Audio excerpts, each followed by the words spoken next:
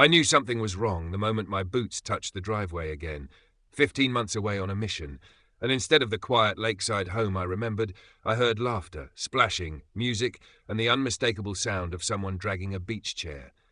My house stood exactly where I left it, but the world around it wasn't mine anymore. And the craziest part? I wasn't even prepared for just how deep this mess went. Before I get into the insanity of what happened, let me give you a quick summary so you understand what you're about to hear. While I was overseas serving with my unit, my HOA, those lovely people who care more about mailbox colours than actual human decency, decided that my private lake, the one that literally came with my property deed, needed a community upgrade. So what did they do? They built a whole public beach on it, installed docks, set up picnic areas, and started acting like they owned the place. And when I came back, they tried to convince me I didn't have the right to step onto my own shoreline. Trust me, the story gets even more insane. So stick with me, smash that follow or subscribe button so you never miss stories like this. Now, let me take you back to the moment everything began. I'm Captain Ryan Hale, US Army, 12 years in service. I bought this lakeside property precisely because it felt like home. Quiet, peaceful, away from the noise. After long deployments, that lake was my reset button. When I'd come home, I'd sit there with a cup of coffee and just breathe. I never imagined that while I was gone serving my country, some bored HOA committee would decide to screw with the one place that actually felt like mine. So when the taxi dropped me off from the airport, the last thing I expected to see was a pack of kids building sandcastles at the edge of my water, or moms lounging in beach chairs like it was Miami.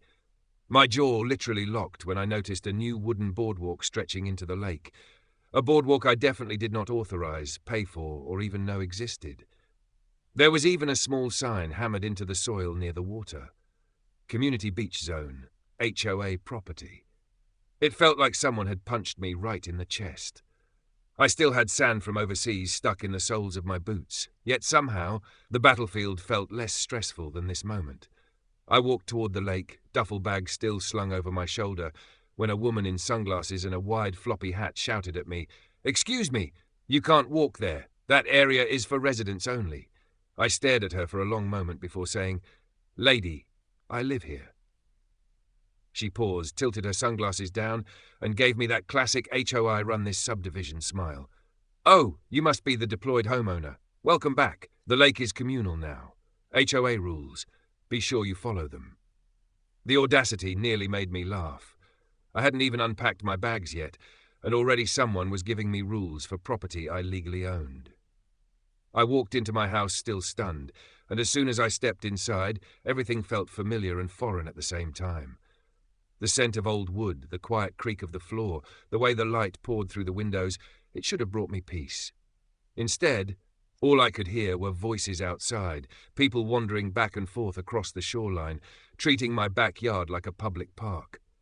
I dropped my bag and sat on the couch, trying to process everything. 15 months.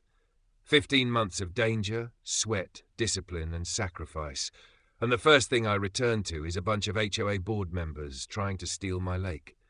If you're still here listening, drop a comment or follow because this is just the beginning, and trust me, you're going to want to hear how this ends. After about 10 minutes of internal screaming, I stepped back outside to get a closer look. The so-called beach wasn't small. They had dumped truckloads of sand along the shoreline, creating a completely artificial beach area. There were umbrellas, benches, and even a floating platform further out in the water. A floating platform I knew couldn't have been cheap, which meant they had used HOA funds, my HOA funds, to build something on my land. And the thing that absolutely made my eye twitch? A food cart.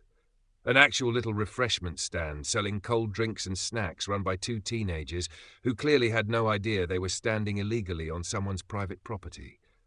I walked over to the edge of the water and pressed my boot into the sand. My lake had never had sand before. The ground used to be grassy and uneven, with little stones and wild plants, exactly the kind of natural messiness I loved. Now it looked like a resort, a bad one. As I stood there, a man wearing an HOA badge, because of course he had an HOA badge, marched toward me with the self-importance of someone who thinks they invented oxygen. "You must be the homeowner," he said. "Welcome back. I'm Mark, HOA President." He held out a hand. I didn't take it. He awkwardly lowered it. "We decided," he continued, "that the lake needed improvement. Community consensus. High-value enhancement. You'll thank us later." I stared him dead in the eyes. "Tell me exactly what part of this lake you think belongs to the HOA. His smile flickered. "Well, technically, while your deed mentions lake access, it doesn't explicitly state." I cut him off. "It states the shoreline up to the West Ridge is private property. I know because I signed the papers myself." His face went pale for half a second, but he regained the fake confidence quickly. "That may be, but we voted as a community, and majority rules. The beach stays." That's when I realized something important.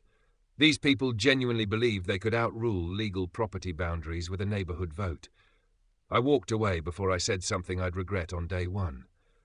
I took a slow walk along the new beach, observing everything. Kids splashing, families picnicking, teenagers taking selfies on the dock. It all felt so wrong. Every step I took felt like I was walking deeper into someone else's world, even though it was actually mine. And the longer I watched, the angrier I became. Don't forget to hit that subscribe or follow button if stories like this make you want to bang your head on a wall, because what happened next? Oh, it took things to a whole new level. Later that evening, when most of the crowd had cleared, I stood at the water's edge looking at the reflection of the sunset on the lake surface. Back when I first bought the house, this time of day used to be my favorite. The lake would glow gold, the birds would settle in the trees, and everything felt at peace. But now I could hear distant laughter echoing from the picnic area, wrappers tossed on the sand, and the faint buzz of a generator powering the food cart. I took a deep breath and reminded myself that anger wouldn't solve anything. I needed answers, and more importantly, I needed my property back. As I walked back toward the house, I noticed tire tracks near my garage, fresh ones. That shouldn't have been possible. No one had access to my garage except me. My chest tightened a little. I scanned the area carefully, instincts kicking in. That's when I saw it. Taped to my front door was a bright orange notice. OO compliance warning. I ripped it off and read it. Apparently, during my absence, they had sent me multiple letters demanding that I participate in community development contributions. Because I didn't answer. Naturally, since I was deployed, they fined me, multiple times, and now they were threatening to put a lien on my property for not paying for their illegal beach. I laughed out loud. A sarcastic, hollow laugh. The kind you let out when everything is too ridiculous to process. I went inside, dropped the notice on the kitchen counter, and pulled out the thick binder of my property documents from a drawer where I kept important files. I flipped through everything. Deeds, maps, boundary surveys. Every bit of paperwork confirmed exactly what I already knew. The HOA had absolutely zero claim over my shoreline. They had built an entire recreational area on land that didn't belong to them, and they had done it thinking I would never come back to challenge them. Night fell, but sleep didn't come easy. I kept replaying every detail in my head, trying to understand how far they had gone, how much they had built, and who had approved any of it. The worst part? I realized this wasn't incompetence. It was entitlement. Pure, unfiltered HOA arrogance. Before I crashed for the night, I stepped outside one last time. The moonlight shimmered across the water, but now the reflection was interrupted by floating rope lines and buoys marking swimming zones. My property had been vandalized, but in the most organized clipboard-carrying way possible. I stood there for a long moment, hands on my hips, breathing in the night air, and I made myself a promise right then. They weren't keeping this beach.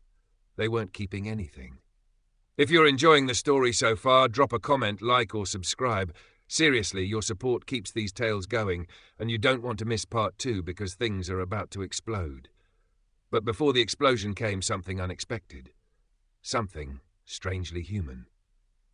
The next morning, I went outside to find a little girl sitting at the edge of the beach, dipping her feet into the water. She looked no more than 8. When she saw me, she didn't scream territorial HOA rules at me or run away. She just smiled shyly. "Hi," she said. Do you live here? I nodded. Yeah, I do. She brightened. Oh, then thank you for letting us play here. My mom says this is the nicest lake ever. I didn't have the heart to tell her that her mom was illegally trespassing on my property. The kid didn't deserve that weight. So I just said, glad you're having fun. Be careful in the water. She gave me a little salute, probably something she'd seen in a movie, and skipped away. And that right there, that tiny moment of innocence, it reminded me exactly who I needed to fight. Not the families who enjoyed the space, not the kids who liked the floating platform, not the people who didn't know any better. No, the fight was with the HOA board, the people who made the decisions, the ones who abused power. The ones who thought they could exploit someone simply because he wasn't home to defend himself. But I didn't know yet just how dirty they were willing to play, or how many surprises were waiting for me. And trust me, part 2 is where everything shifts. The confrontation, the fallout, the twist, all of it. If you're still here, make sure you follow and subscribe right now so you don't miss what comes next. You won't believe how far the HOA went or what I had to do to take back what was mine. I wish I could tell you that after that moment with the little girl, things calmed down, or the HOA suddenly found their hearts, apologized, and tore down the beach. But that would be a lie bigger than the beach they dumped on my shoreline. The next morning, I brewed coffee, stood by the window and watched as more people strolled into my yard like it was a public park. Some carried coolers. Some dragged foldable chairs. One guy even brought an inflatable swan. My patience was hanging on by a thread thinner than fishing line. Still, I kept calm. I kept observing. I needed to know just how bad this situation was before making my move. Around noon, I saw him again. Mark, the HOA President, walking around with a clipboard like he was conducting an inspection of property he owned. He took notes, nodded at people, even gave someone permission to set up a volleyball net. And then he had the audacity to wave at me like we were friendly neighbors. I stepped outside and walked straight toward him, not bothering to hide the frustration written all over my face. We're talking. Now, I said. He sighed dramatically like I was ruining his schedule. This isn't a good time, he replied. The beach is busy. I'm coordinating. I stepped closer. You're coordinating on land that isn't yours. You're done avoiding this conversation. He finally relented and walked with me toward the side of my house, away from the people. The moment we were out of earshot, the fake smile dropped. Look, he said, you were gone for over a year. The community needed recreational space. We voted. Democracy. I almost laughed again. Democracy doesn't override private property law, I snapped. You built an entire beach on land you don't own. You dumped sand, installed structures, sold food on my property. His jaw tensed, but he still tried to push the narrative he'd clung to since I arrived. The lake is part of the HOA map. It's in our development plans. Your development plans, I replied, mean nothing against legal deeds. I pulled a folded copy of my property boundary survey from my pocket. I had brought it purposely. I opened it and shoved it into his hands. Read, I said. He skimmed it, squinted, and then looked up with a forced blank expression. These documents are outdated, he muttered. We updated community lines last spring. I leaned closer. Show me the papers. He didn't move, because he didn't have any, because he had lied. And finally, I saw the first real crack in his confidence. Before he could recover, a woman from the beach shouted, Mark, we're running out of ice. Should we call the vendor? He turned his head and waved her off. I'm discussing official HOA business, he responded. Then he looked back at me. You can't just bar people from the lake anymore. It's a shared investment now. You invested, I said, in trespassing. He crossed his arms. If you want to challenge this, take it to the board. But you won't win. Something in the way he said it bothered me. It wasn't confidence. It was assurance. Like he already had something planned. Like he wasn't just bending the rules. He thought he was untouchable. I watched him walk away, clipboard swinging at his side, and something deep inside me snapped into place. This wasn't just carelessness. This wasn't just entitlement. This was a man who had operated unopposed for far too long and thought he could steamroll whoever got in his way. He believed he had numbers, influence, even authority, but he had no idea who he was dealing with. If you're still following the story, drop a like, comment, or subscribe because this is the part where things shift, and trust me, you'll want to hear every detail. That evening, I sat on my porch, watching the last few stragglers leave the beach. The sun dipped behind the tree line, leaving a warm glow across the sand. For a moment, the lake looked peaceful again, and that's when I noticed something odd. There were lights, solar lanterns, lining the path near the boardwalk, new ones, installed just that day. I frowned and walked over. They were wired into a small battery pack placed behind my storage shed. The pack had an HOA inventory sticker on it. So not only had they built a beach on my property, they had expanded it further while I was inside talking to their president. I wasn't naive. I knew marching into an HOA meeting yelling, "Give me my lake back," wouldn't magically fix anything. But I also knew military patience, strategy, and planning would take me further than anger ever could. And speaking of patience, mine was officially gone. I went inside, pulled out my laptop, and spent hours reviewing everything. My deed, HOA bylaws, state property laws, environmental regulations, liability clauses. The deeper I went, the more violations I found. They hadn't just broken one rule, they had broken dozens. And the best part, each violation carried a heavy legal consequence. But it wasn't the legal angle that made things personal. It was the realization that they genuinely didn't expect me to come back. They thought I'd be gone forever. Maybe transferred, maybe reassigned, maybe worse. They built a beach on the assumption that I'd never walk this shoreline again. And that stung in a way I didn't know how to express. The next day I woke up with a plan. Not revenge, resolution. I wanted my lake back and I was going to take it piece by piece. I started by walking down to the beach early in the morning, way before the crowd arrived. The sand was cold under my boots. The air smelled like lake water and leftover sunscreen. I walked all the way to the new floating platform and inspected how it was anchored. As I crouched down, I heard footsteps behind me. It was Mark. He had arrived earlier than usual, probably to assert dominance or something. "Morning," he said tightly. "Doing some unauthorized inspections?" "On my property?" I replied without even looking back. "Yeah, shocking." He exhaled sharply. "I talked to the board last night. They agree the beach stays. The vote was unanimous." "A unanimous vote of people who don't own this land," I said, standing. "Meaningless." He smiled thinly. "We'll see." He walked off once again with that confident stride that made it clear he wasn't just stubborn, he had leverage somewhere. But I wasn't intimidated. I'd seen men like him before, men who acted powerful because they never had to prove it. Hours later, the crowds arrived again, and once more my yard became a carnival of strangers. One family even set up a grill near my fence line. The smell of barbecue drifted across my yard, triggering memories of cookouts with my unit overseas, memories that made the situation even more surreal. Here I was, back from risking my life, and the biggest battle waiting for me was with a group of suburban rulebook warriors. Around noon, things escalated. A loud whistle pierced the air, followed by the sound of shouting. A group of teenagers were jumping off the floating platform, splashing each other, unaware that the rope holding the platform had loosened. The platform tilted dangerously, sending two of them sliding into the water. Panic rippled across the beach. "Someone help them!" a woman screamed. People rushed toward the water, but didn't know what to do. I didn't hesitate. I sprinted into the lake, boots and all, grabbed the drifting platform, and steadied it while the kids swam back to shallow water. They were shaken but safe. Mothers cried, people thanked me, and you know what Mark said? This wouldn't have happened if the platform stayed in the designated community zone. I stared at him, soaked, furious, and baffled at his nerve. "There is no community zone," I said. "This lake is not yours."